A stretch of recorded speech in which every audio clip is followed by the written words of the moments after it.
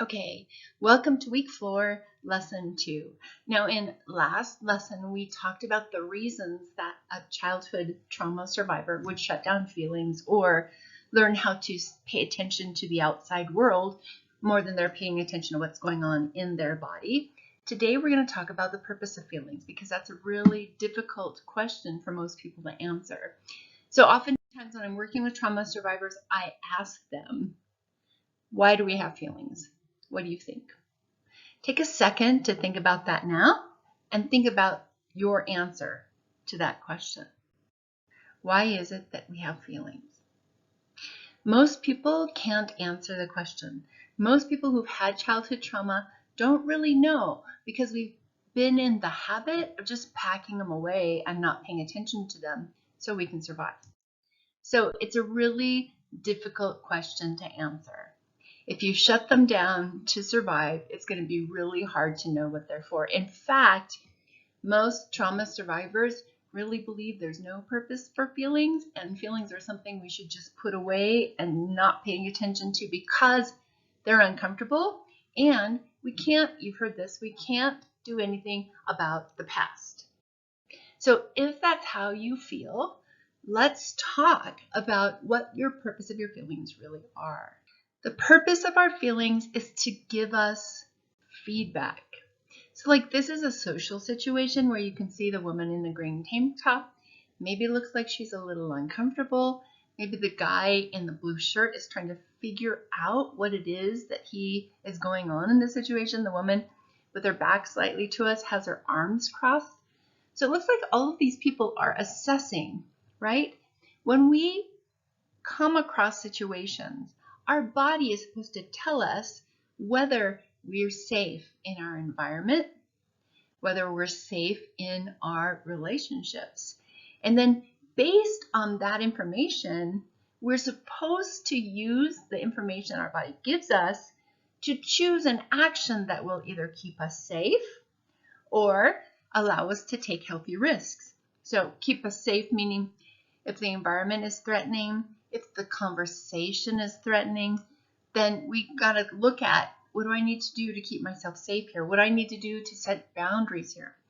But it has everything to do with what it feels like in that situation. I realize also that we're talking about what we do when it's related to PTSD, and some of those signals get crossed, but we're going to talk about that. We have to first start gaining access to our feelings. And that's the reason I'm talking to you about the purpose of feelings. Because if you understand why we have them, then you'll be more likely to take the risk of exploring whether a feeling you're having in the moment is actually real about something now, or is this feeling something that's old that needs to be healed? That's why we're talking about it. We got to get our feedback system working correctly. So the simplest example I can give you of safety is this situation. If you suddenly ran into a bear, the fear would motivate you to act. Your basic need that you're trying to meet based on this fear is safety and survival. Now, I realize that we could replace this bear with a scary human, right? And the scary human would create the same fear in us and the same motivation to act toward our own survival, much like our old PTSD behaviors encourage us to do.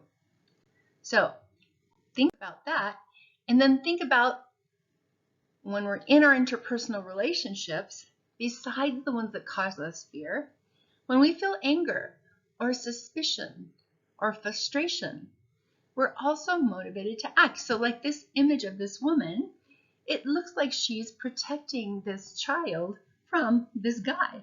Who knows what happened ahead of time, ahead of this picture? But this experience of anger, suspicion, or frustration, those feelings in her body are motivating her to act toward the need to protect her child and for her own safety and survival. So think about feelings as feedback loops telling us what we need to do to keep ourselves safe. Now, what's the feeling of happiness for? What is the need that we try to meet with happiness? What's the purpose of that feeling? Well, the feeling of happiness motivates us to act in ways that brings more joy and freedom and happiness into our lives. It's the need to experience joy, the need to experience connection, the need to experience fulfillment and satisfaction, and all of the good things and the endorphins that come from when we feel happiness.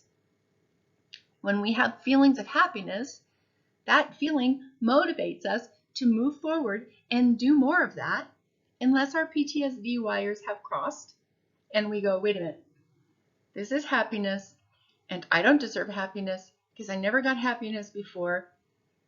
So in this moment, I'm feeling happy, something must be wrong.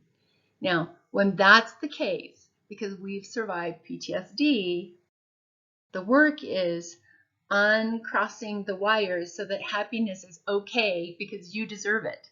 You deserve to be loved. You deserve to feel worthy. You deserve happiness, right?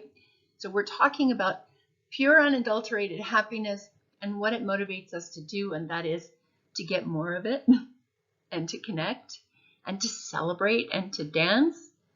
All of those things. And then there's happiness when we feel it and we suspect it. That's another example of a situation where the external environment doesn't match what's happening internally. And if we're safe, it's okay to say, okay, wait a minute, I'm safe. I need to rewire what's happening up here so that I can enjoy happiness the way I'm supposed to enjoy it, the way it's meant to be experienced. The next feelings, the feeling of safety and the feeling of love. It motivates us to act. It gives us the encouragement to do more loving things and to open ourselves to more love, to receive more. We feel the need when we're actually motivated by love and a sense of safety and a sense of belonging. We're motivated by the need to belong and to feel a sense of security and to feel loved and to know that we're good and to know that someone has our back. So all of these feelings motivate us to do something. Now it's true, if you have PTSD or CPTSD, love is often mixed up and mistaken with things that are not loving or for an absence of safety. Those are the wires we want to uncross. And believe me, it took me a long time. So love, we love you. You can only trust us was the message I got at home while my mother was harming me ridiculously and my dad wasn't protecting me and they were saying, I love you. So in my head, I love you got mixed up with hurtful behaviors and with my own habits of not having personal boundaries and being way too forgiving when somebody does cross boundaries or hurt me, or for not having a sense of appropriate, righteous anger when someone harms me. Okay? So CPTSD messes those things up. This program is going to help you learn to separate them so that when there is safety and love, you can let it in. And it's funny because PTSD does undermine us in so many ways. So I'm here creating videos. My fiance paid for me to stay in a cabin by myself in the mountains for 30 days so that I could just focus on creation. It was really a beautiful, loving gesture. And my PTSD brain said, I have to earn this. I have to prove that I'm worthy. So one of the things I said to him was, I am going to make you so proud. You're going to see I'm going to make you so proud. And he waited a day, so he gave it a beat. And then he said, it's not about making anyone proud. He said, you deserve this because of who you are in your soul and your heart. That's what makes you deserve what's happening now. It's not that you have to work for anything. And a light bulb went off in my head. See, there's love and safety there, motivation to act, ability to heal. My motivation to act is to share and to give back in return. And my PTSD brain showed itself and said, oh, for this kind of love, you have to prove yourself. And his message to me really brought home to me, oh, I don't have to work hard to be loved.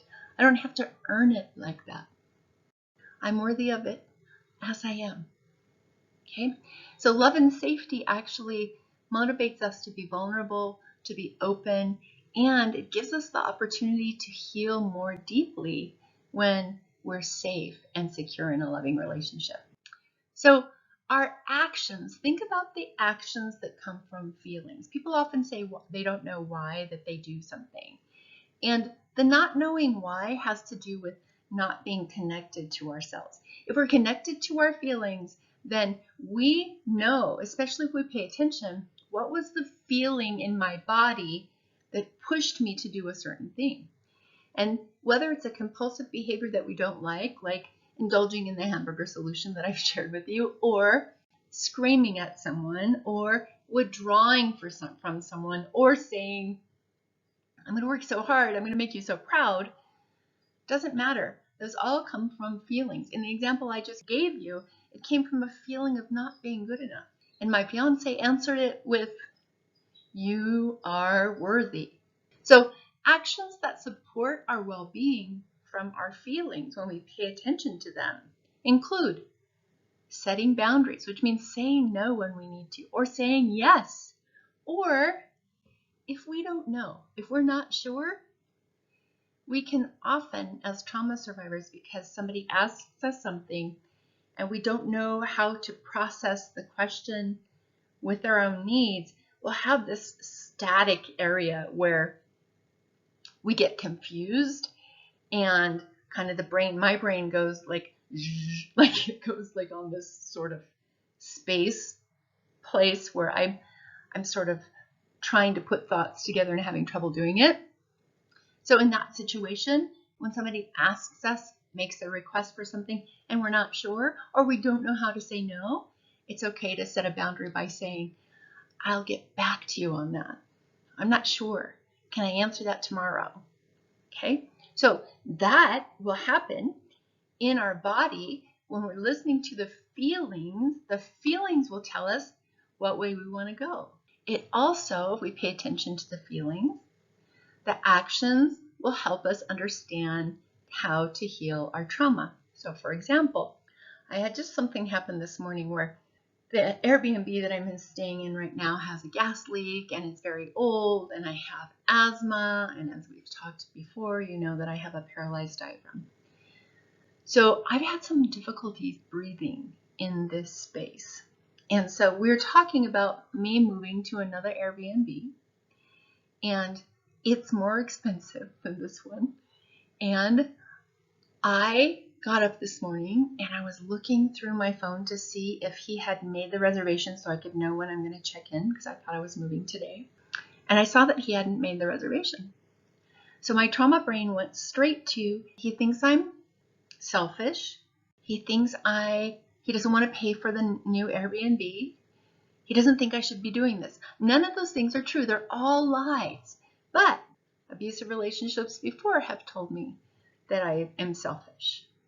When I've tried to do projects before, like this one, I've been discouraged from doing that, being told that I can't, or being told that it's too hard for me. So all of the old stuff showed up in this situation when I didn't see the reservation made right away. And I'm telling you how to understand what's happening in your body to heal from trauma. So we have this phone conversation. And last night I said to him, I'm 100% sure that I want to move out of this place. I don't think it's great for my health. And today on the phone, after seeing that he didn't reserve the Airbnb and thinking that he thought I was being selfish and thinking that he thought I shouldn't be doing the things I'm doing, although he's helped me with the equipment, he's helped me so much, right? Encouraging me so much, telling me all of these positive things. It didn't matter in that moment, right? So he said to me this morning, last night you were 100% sure you want to move, and now you're waffling. What is it that you really want? That's all he asked me. And my brain went, So I felt confused because the outside was telling me something different than my body was telling me. I was making up stories in my head that weren't true. And it literally took me a little time. It took me about 20 minutes, and I had to like step back from it and go, oh, here's what happened. Because also when our trauma brain starts going like that, the last thing we want to do is reveal our vulnerability. It's the last thing. So I didn't want to say, oh, well, I saw you didn't book the next Airbnb, so I'm thinking you don't want me to do this. Some people with their PTSD will go straight to anger and say that. But the reality is there's still some zhuzh going on in the brain when that's happening. So we can step back from it, and that's what I did. And this is the important part about helping you understand how to heal from trauma. In my body, I was scared. In my body, I was sure that he wasn't on my team anymore. None of it was true. So I confessed. I said, here's what happened this morning. Here's what happened in my brain. So now you know. And he responded back with, please be at peace. Right? So he didn't even address the things that my crazy brain did. All he did was say, please be at peace. And he booked the freaking Airbnb after we had the conversation. So he said, if you like it after 3 or 4 days, which is very wise given how sometimes I react to my environment, then we'll book it longer. And please be at peace. So after all of that experience this morning, there's another reinforcement. Oh, I expressed my needs in a way to the tune of several $1,000s to stay in a mountain alone so that I can do my work uninterrupted. That's me saying, here's what I need. The work I'm doing has value, and I need to do it this way to make it work for me. Those are big asks. Those are big needs. And it's the first time I've said it to a partner who said, yes, I agree with you. Let's do that. But what came up in my body was fear, right? So that helps me understand how to heal from my trauma, because now every time I ask for a need to be met and I feel afraid, but I'm safe, I get to learn, oh wait, this is different than then. This is all the stuff I've been talking to you about already. This is different than then. And now I am safe. And my partner wants me to ask for what I need. Right? So my feelings that I had this morning helped me take another step in healing my childhood trauma. So as I'm explaining it to you, it might sound complicated, but I want you to think again about what I've told you before about the foundation of self-healing. Think about what your body can do. When you break a bone, when you injure your skin, when you get sick with the flu, your body knows how to heal itself. Your body has a system and a process for healing itself. And as long as you're not repeating the same patterns from childhood, that is to say, that as long as you're not attracting people who are hurting you in the same way that you were being hurt as a child, your emotional system has the same capacity for healing. So what do I mean, and why am I showing you this road? The reality is, if you think about your PTSD habits, your CPTSD trauma brain, it's like the ruts in a road on out in the field in a country. We could put a truck on this road. We did it when I was a kid. Not this road, but a road like this. And the ruts in the road actually hold the tires in place so that you can drive down that road without holding the steering wheel. The car will just stay inside the tracks. And that's what PTSD is like. So if we allow it to, and if we are not looking at what our own processes are, then our trauma brain just says, all right, I'm going to just go the way I've always been going. And, oh, you're asking for a need in relationship, you've done something wrong, you better withdraw, right? That's the old road. That's the old road I was on that I described to you this morning. But the beautiful thing is, as soon as we start to shift the habits and go, wait a minute, something's different now. My partner actually wants my needs to be met. My partner says, please be at peace. When he says, please be at peace, I know that what I'm thinking is so far in left field from what he's thinking that I just need to remind myself of that with the tools that I've developed that I have. It's the same for anyone. I've watched it over and over again. When I teach people these tools, it's like gradually creating a healthy rut in the road, and your body naturally follows a healthier path because you're shifting the neural pathways. You're calming your body. You're teaching your body that you don't have to stay in an alarm state anymore. So just like your body can naturally heal without your help, all you have to do is keep the wounds clean, eat healthy food, and your body can heal itself. The same is true when you apply healthy principles to your mental health system and understand how to look at your trauma history versus what's happening for you now and the new habits that you're building. Your mental emotional system has the same capacity for healing. And what's hard now, healing triggers, what's hard now becomes easy. Where, like this morning, when I think the whole thing took maybe a half hour, I didn't have any negative behaviors around it.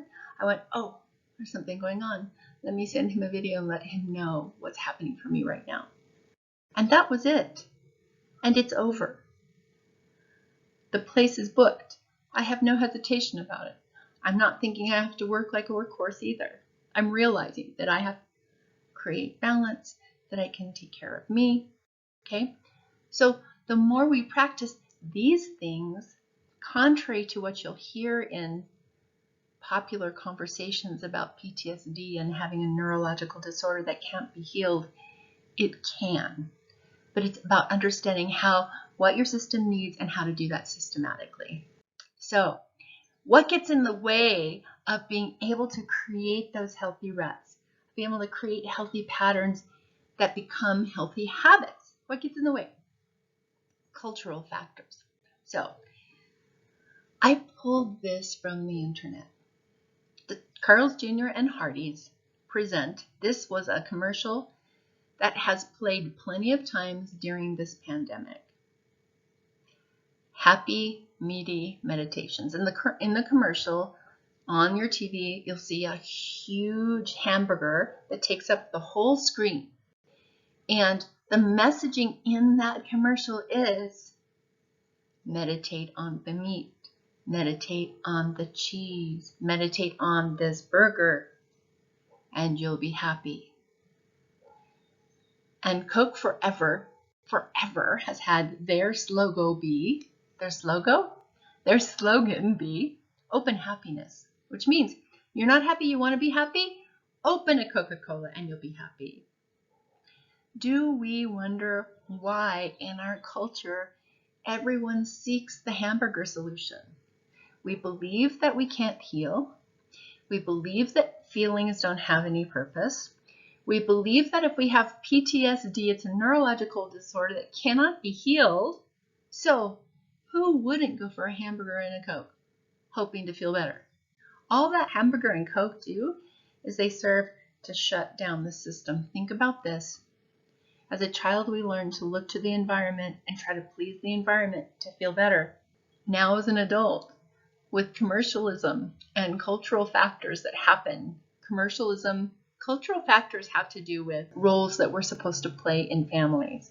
So there are some cultures that thrive on guilt. There are some cultures that thrive on different emotional aspects of carrying certain roles in your family, no matter what it does to you and how much it harms you. So those cultural factors, and then I'm thinking about in America commercialism, no wonder we aren't healing.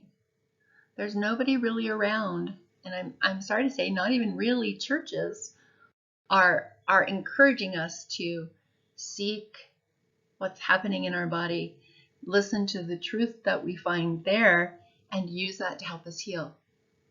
So commercialism, they're trying to sell us things. And one of the things that I learned in Marketing 101 as I'm learning how to build a business that will help more people online is we don't sell a product. So I didn't sell you a course in healing your childhood trauma. I sold you the hope that you could heal. Now, did I do that directly? I don't think so. I'm talking to you all the time about on YouTube and on Facebook about how to heal trauma. And if you're hearing truth in the things that I say and it resonates for you, here we are. But traditional marketing sells feelings. They don't sell makeup. They sell what it's like to feel beautiful. They don't sell a vacation. They sell relaxation. So they don't sell vacation homes. They sell a relaxation. They don't sell wedding rings. They sell the feeling of being in love. So understand, our feelings are being manipulated by the marketing machine, and we are being taught, if I buy that thing, I'm going to feel that way. So we seek that outside of ourselves instead of saying, okay, what's causing me to feel bad in the first place? I don't need to look at outside of myself. I don't need to buy anything. I don't need to go get a hamburger. I need to think about what's happening in here. How do I take care of myself? How do I pay attention to what's going on in my body? And use that to help me be more well. That's what we need to do. What else gets in the way? Family patterns. I've told you all kinds of family patterns that come from my family, including everybody in my family has to make sure mom's okay. And that has to be, until I left the family, was at my cost. And I watched people in the family do it. And people in the family do that in a way that is like self-sacrificing. And for them, that's a virtue. Fine. If you want that to be a virtue, okay, go ahead. It hurt me. I can't do that. Then what else gets in the way is oppression and societal violence. So one of the things that we see in some of these uprisings that are happening socially now, and oftentimes when there are acts of violence and police brutality and all of the things, there's cancel culture now, and there's like so many aspects of waves that get ridden by everyone who doesn't know what to do with their feelings. So there was a movement where women were in LA protesting with hats on their head that looked like vulva. They looked like female genitalia. And that was in response to sexual violence for women. They were all out there protesting to make a movement forward so that women wouldn't be harmed anymore. But the other reason that they were out there was because they have all of these really strong feelings in their body that they don't know what to do with. They don't know how to heal it. We aren't talking about how to heal PTSD. We're talking about how to integrate it and live with it. Nobody likes that. That's why people go screaming out on the streets and protest. And it feels like when we go and protest and do things against whatever is the fight that we're fighting against at the moment, it feels like we're doing something to help, because momentarily we feel better, we feel powerful when we see ourselves standing with a group of people. But you have to go home and be alone again. And when you have to be at home and be alone with your feelings again, the sadness and the heaviness and the despair are still there. The triggers are still there. The trauma is still there. And same is true when we finish our burger, stop chewing and swallow, and there's no more burger. The sadness comes back. We have to learn how to deal with those feelings in a way that heals us, instead of dealing with those feelings in a way that ensures that the feelings are going to be recycled in us over and over and over. And remember, I've said that if PTSD has in the middle a trigger of a seed, every time we replay the emotions again, every time we feel hurt and despair again, it just adds more layers on top of what we're already feeling. So the triggers get bigger. Our body response gets bigger. Our despair, our sadness, our anger, all of that gets bigger instead of healing. So we have to really look at what I do with my feelings. How do I heal using them instead of how do I use them to motivate myself to protest? Protest if you like, but also heal what's happening inside of you. So those are the things that get in the way. The next question is, what do we do about it? So the first thing we have to do is feel the feelings. The second thing we do is we start to be conscious about what we're choosing based on the energy behind the feelings. So I don't care whether it's going, wait a minute, I want a cupcake now instead of an orange, so I'm going to eat a cupcake because the cupcake makes me feel better. Or I'm going to yell at my partner about why they did this or that instead of thinking about why I'm scared. Or I'm going to withdraw and stop talking to my partner. We have to look at all of those things and say, what is the feeling underneath? And what am I choosing? What are the choice options that I have? And what am I choosing? So we have to start by being conscious of that. And if we want to look at it even closer, it's really when you find yourself eating the cupcake, when you find yourself yelling at someone that you love, when you find yourself withdrawing, just like the example I gave you today, when he said to me, last night you were 100% you wanted to move, and now you're waffling on it. What do you want? And my response was shut down, shut down, shut down. Then I went, okay, wait. What feelings was I having? I was feeling afraid. But those aren't the deeper feelings. What other feelings would I be having? Feeling unworthy. Feeling scared because I'm asking for a big need to be met. Feeling scared because it's not my normal to have someone believe in what I do in such a way. Those were the feelings. That's what's driving it. So whenever you're doing something, whether it's freezing or choosing a behavior that you don't like, or choosing a behavior that later you think about and you go, ooh, I wish I didn't do it that way. Don't beat yourself up. Look at what is the feeling that I was having? What was the motivation? What drove what happened for me? Okay. The next lesson. So we're going to talk about in the next lesson about reconnecting with our feelings feedback system and how to do that. Why are we going to talk about that in the next lesson? Because one of the things that I have found is that after years of shutting feelings down, and I tell people that they should feel their feelings, many times people don't know how to do that. So that's what we're going to talk about in the next lesson. I'll see you there.